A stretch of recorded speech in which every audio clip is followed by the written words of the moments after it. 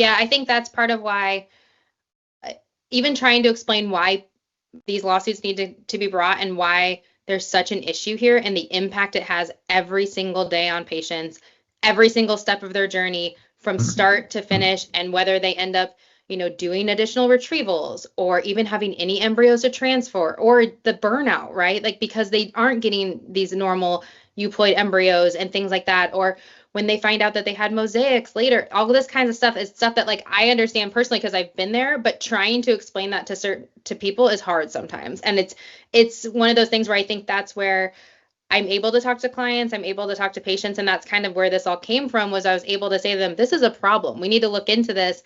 I think, it started with one friend who had one embryo, and we were so excited that she had one embryo, and then all of a sudden she had 0 embryos 2 days later. And I was like, how did we go from 1 to 0? And then it just kept happening over and over. And it was all because of this test. And so we all sat down and said, okay, what is this test?